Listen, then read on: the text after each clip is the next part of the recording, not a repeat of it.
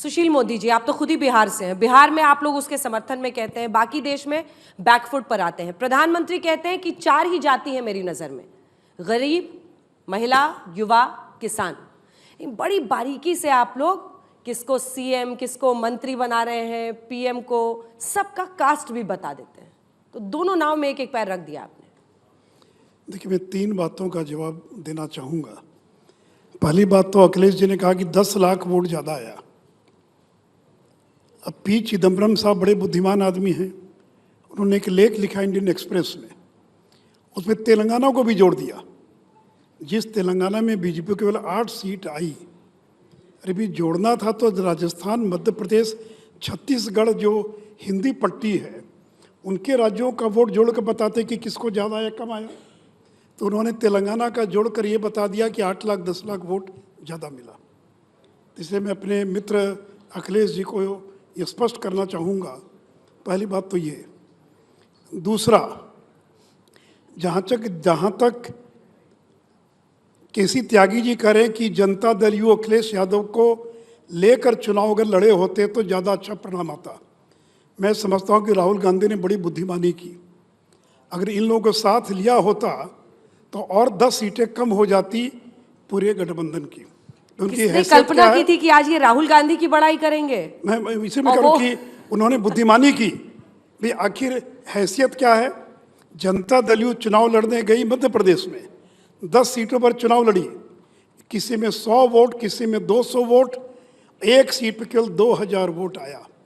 और मांगेंगे कि 5 सीट दे दीजिए। अखिलेश यादव कहेंगे इतना सीट दे दीजिए। इसलिए मैं समझता हूँ, देखिए वहाँ सीधी लड़ाई है बीजेपी और कांग्रेस में, कोई दूसरी तीसरी पार्टी का कोई वजूद नहीं है।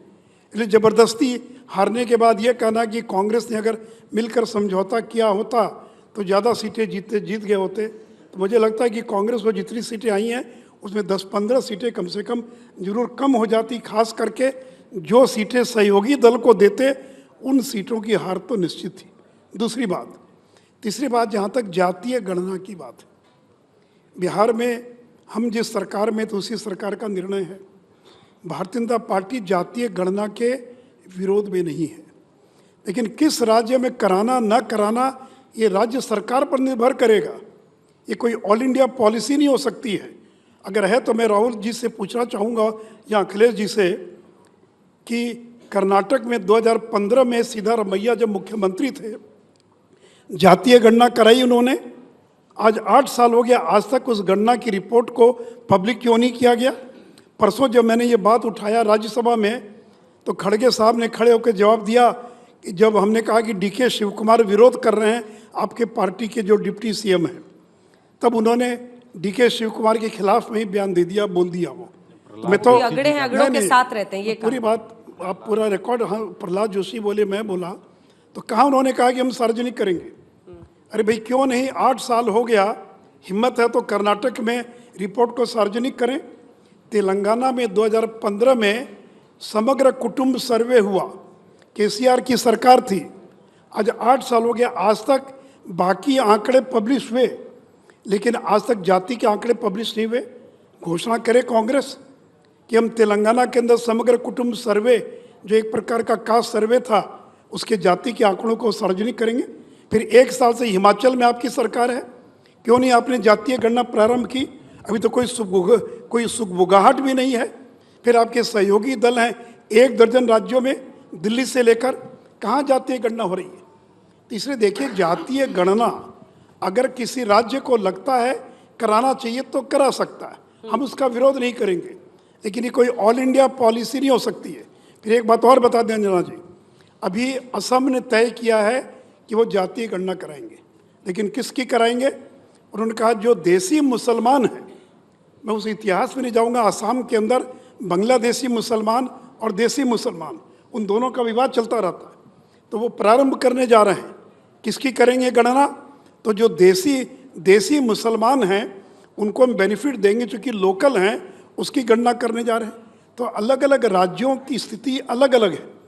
और देखिए, एक बात मैं स्पष्ट कर दूं इस मंच से, अखिल भारतीय स्तर पर कोई जातीय गणना संभव नहीं है।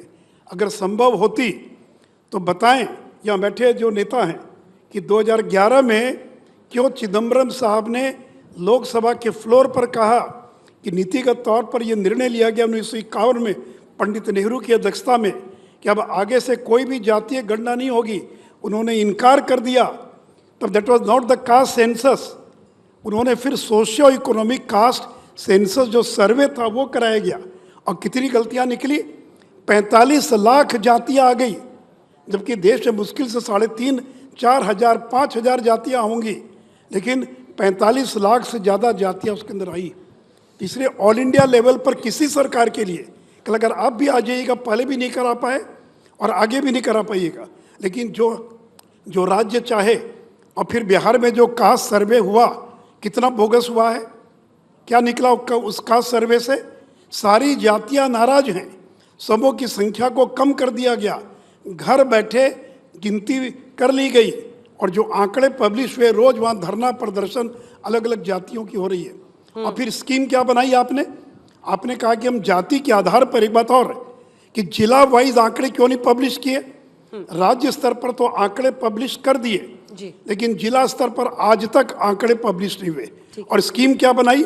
बनाते जातियों के अनुसार स्कीम, एक स्कीम बना दिया कि गरीबों को इतना देंगे, बनाते किस जाति में। तो इसलिए ये सब केवल एक नाटक है। हमने साथ दिया, हम समर्थन कर रहे हैं, लेकिन इससे मैंने कहा कि जिस राज्य को लगता है वो करा सकता है, ठीक है, जिसको नहीं लगता वो नहीं कराएगा। अखिलेश जी, ये विरोधाभास दिख रहा है। बघेल साहब का चुनावों के पहले मैंने इंटरव्यू किया था, उन्होंने कहा मैंने तो नीतीश जी के भी पहले कर लिया था यहाँ पर कास्ट सेंसस, डेटा क्यों नहीं रिवील किया? वैसे ही वहां पर कॉन्फ्लिक्ट सिद्धारमैया और डीके शिव कुमार के बीच में है। कर्नाटक में कास्ट सेंसस हुआ है, लेकिन डेटा रिवील नहीं कर रहे हैं। और इस पर खड़गे साहब से इन्होंने सवाल पूछा था, जिसमें उन्होंने कहा कि अगड़े लोग इसका विरोध करते हैं, जो भी उन्होंने कहा। फिर कैसे, मतलब शायद इसी वजह से जनता आप पर विश्वास नहीं कर रही है। तो क्या डीके शिव कुमार साहब अगड़ी बिरादरी के हैं? ये तो आपके खड़गे साहब को पता होना चाहिए, क्योंकि उन्होंने नहीं बोला। नहीं, पूरे देश को पता है कि वो भी पिछड़ी बिरादरी से आते हैं। लेकिन खड़गे साहब का बयान था ये। नहीं, जिसका भी बयान हो, लेकिन डेटा क्यों नहीं रिवील कर रहे हैं? कास्ट सेंसस का पर्पस क्या है फिर? नहीं, कास्ट सेंसस का, मैं पहले बिहार में ही आता हूँ, जहाँ सुशील मोदी साहब ने जो बातें कही कि अभी गलत गिन लिया गया, किस जाति की कितनी संख्या है वो ठीक से हुआ नहीं। तो अगर ये खुद उनके साथ उप मुख्यमंत्री थे और भारतीय जनता पार्टी जब उनके साथ शासन में थी, उस समय का ये निर्णय है। और यहाँ एक जब सर्वदलीय कमेटी आई थी मुख्यमंत्री जी की अध्यक्षता में, तो उस समय भारतीय जनता पार्टी के लोग भी थे, शामिल थे। वहाँ भी लोग शामिल थे जिस समय ये गिनती हुई, तो वहाँ तो इस बात को नहीं उठाया भारतीय जनता पार्टी ने। तो कॉन्ट्रडिक्शंस तो साफ है।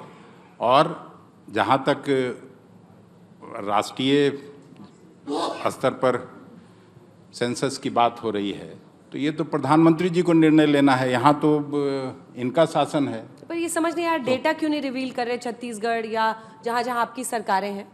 अब तो खैर नहीं है छत्तीसगढ़ में, लेकिन कर्नाटक में डेटा क्यों नहीं? अभी अब भारतीय जनता पार्टी आ गई है, वो डेटा कर दें। कर्नाटक में कहाँ आई है? दक्षिण से तो इनका सफाया हो गया। नहीं, वहाँ नहीं, यहाँ अभी जो छत्तीसगढ़ में आई है, जब गिनती हो चुकी है, तो ये बता दें। जो आपने नहीं किया वो ये कर दें। सरकार जो तो आती जाती रहती है। त्यागी जी, 71 सीटें ऐसी हैं जहां पर समाजवादी पार्टी मध्य प्रदेश में लड़ी, उसमें से 55 सीटें आई बीजेपी को और 14 उनको गई, एक भारतीय आदिवासी पार्टी को वहां पर गई। सिर्फ 5 सीटें ऐसी हैं जहां पर समाजवादी पार्टी और कांग्रेस के वोट्स को आप मिला लें तो वो बीजेपी से ज्यादा है। फिर इतनी छोटी पार्टी आंखें ललकारे आप लोग कि एमपी में हमारे साथ क्यों नहीं लड़े, ये भी जस्टिफाइड नहीं लगता है। मैं अंजना जी, बहुत डिबेट बड़ी हो जाएगी। मुझे बीजेपी का भी वो ज़माना याद है, मैं 48-49 साल से राजनीति में हूँ, जब कांग्रेस के लोग मजाक उड़ाया करते थे कि लोकसभा में दूरबीन से देखना पड़ता है कि जनसंघ और बीजेपी कहाँ है। तो ये गुमान किसी को नहीं करना चाहिए। हम तो 422 की पार्टी से भी लड़के जीते हैं, आप तो 302 या 3 के हो, हम तो 300 कुछ की से भी लड़के जीते हैं, आप तो 276-75 के ही थे। तो ये गुमान तो सब दौर के होते हैं, अदलते बदलते रहते हैं। लेकिन सुशील जी, पहले कब जनगणना हुई थी कि आपको पता लग गया कि यादवों की संख्या बढ़ गई है, कहार की घट गई है? 1931 का जो सेंसस था, that was a feudal society and A colonial rule. उस समय लोग जात छिपाते थे अपनी। मैं लोध हैं हमारे यहाँ कल्याण सिंह जी की बिरादरी के, वो लोध राजपूत लिखते थे, they are not Rajput. Nitish Kumar की बिरादरी है कुर्मी, पूर्वांचल में वो लिखते हैं कुर्मी क्षत्रिय सभा, दे आर नॉट क्षत्रिय। तो 1931 में जो कास्ट सेंसस हुआ था, और क्या आपके जो स्वर्ण काल है, अमृतकाल, क्या उसमें जानने का ये अधिकार उन वर्गों को नहीं है कि इन 75 सालों में उनका सोशो इकोनॉमिक एम्पावरमेंट कितना हुआ है? क्या उनके 2 जज भी नहीं 75 साल में बने हैं? क्या 2 चांसलर भी उनके यूनिवर्सिटियों में नहीं बने हैं? अगर उन वंचित समूहों को ये लगता है कि हमारे साथ पूरा इंसाफ नहीं हुआ है, तो कोई वायलेंट तरीके से नहीं, कोई माओवादी तरीके से नहीं, वो लोकतांत्रिक प्रक्रिया के तहत वो वर्ग अपने सोशो इकोनॉमिक एम्पावरमेंट के लिए आपसे अपील कर रहे हैं, आप उनका मजाक उड़ा रहे हो। और दूसरा ये, आप इनकार करो, कभी कहते हो आपकी गरीब की कोई जाति नहीं होती, गरीब की ही जाति होती है, कास्ट सिस्टम है आपका। आपके पुरखे कह रहे हैं कि 900 साल की गुलामी की बड़ी वजह हिंदू का जात व्यवस्था में बटे रहना था। कितनी लड़ाइयाँ हम लोग पराजित रहे। अगर सारा हिंदू समाज एक हुआ होता तो 800 साल की गुलामी आप नहीं झेलते, ये आपके पुरखे कह रहे हैं। तो जब समाज जातियों में बटा हुआ है, कुछ लोग तनहीन मनहीन धनहीन हैं, किन्हीं को सदियों से कोई चीज़ नहीं मिली है, अनटचेबिलिटी थी, लोग छूते नहीं थे। अगर कुछ लोग चाहते हैं तो इसमें किसी को क्या दिक्कत है? और प्लीज़ ये मत कहिए कि कोई जात बढ़ा दी है। आपको कैसे पता पड़ा कोई जात बढ़ गई है? आपके पुराने आंकड़े हैं आपके पास। 1931 में अब इन्होंने कहते हैं आदमियों की संख्या बढ़ा दी है, इन्हीं के नेताओं के बयान पढ़ रहा हूँ। तो ऐसा झूठ का प्रपंच मत रचिए। जब पुराना आंकड़ा कोई उपलब्धि नहीं है तो नए आंकड़ों के आधार पर कैसे आप तुलना कर सकते हो? यादव बढ़ा दिए, कुर्मी बढ़ा दिए, कोरी बढ़ा दिए। अगर बढ़ाने होते तो नीतीश कुमार अपनी बिरादरी के बढ़ाते। तो इस संकीर्णता के साथ बड़े काम नहीं होते, नंबर 1। दूसरा ये, मैं समाजवादी आंदोलन से हूँ and I am proud of Shri Jayaprakash Narayan और लोहिया जी का मैं शिष्य हूँ। वहाँ पर मैं वसुंधरा जी गवाह हैं, वो आई थी, राजनाथ सिंह जी मुख्यमंत्री थे, मैं पार्टी के अध्यक्ष थे, शरद यादव जी पार्टी के हमारी पार्टी के अध्यक्ष थे और हम उसके सेक्रेटरी जनरल थे। वो 2 दिन तक दिल्ली में रही कि शरद यादव जो हैं किस तरह से जाके बांसवाड़ा में उनकी पार्टी के लिए वोट मांगे। वहाँ हमारे 4 एमएलए हैं आपकी जानकारी के लिए। बाबा मालेश्वर दयाल आदिवासियों के उस जमाने में सबसे बड़े नेता थे। जनता पार्टी के अंदर जब हम थे, हमारे सोशलिस्टों के 88 एमएलए थे। हालांकि ये तकरार हमारे कांग्रेस के बीच की है, लेकिन अननोटिस नहीं थे कभी भी। मैं आधा दर्जन समाजवादी एमपीज के नाम गिनवा सकता हूँ जो मध्य प्रदेश और राजस्थान में थे, छत्तीसगढ़ के थे, सेंट्रल कैबिनेट में मिनिस्टर बने थे पुरुषोत्तम कौशिक जी। लेकिन कुछ सीटें ऐसी हुई हैं, उसका हमें अफसोस, हमें बीजेपी के जीतने का कांग्रेस से ज़्यादा अफसोस है। हमें कांग्रेस की हार कांग्रेस से ज़्यादा तकलीफ दे रही है, क्योंकि हम इसकी गठबंधन की माँ हैं, दाई नहीं है हम। अगर ये गठबंधन जीत गया होता तो हमारी 2024 की राह और आसान हो गई होती। तो ये कहना तो कोई गलत नहीं है, न ये कांग्रेस पार्टी के रणनीति के खिलाफ है। राजस्थान का मैं आपको बताऊं, जो बेनीवाल साहब हैं वो हैं, और कई लोग हैं, कई पार्टियां, लोकदल है, मैं लोकदल में रहा हूं। हमारे आधा दर्जन एमपी होते थे, कुंभाराम आर्य से लेकर दौलतराम सारंग तक। उनकी हिस्सेदारी व्यापक नहीं हुई, खाली 1 सीट लोकदल को मिली। तो ये सही है, मैं अखिलेश जी एग्री करता हूँ, जहाँ जो बड़ी पार्टी है उसके नेतृत्व में चुनाव लड़े जाने चाहिए जी। लेकिन हमारा जो गठबंधन है और ब्रॉड बेस दिखता, सतरंगी दिखता, आपके सर पे आज और बड़ा ताज होता, तो आपसे ज़्यादा खुशी हम होते।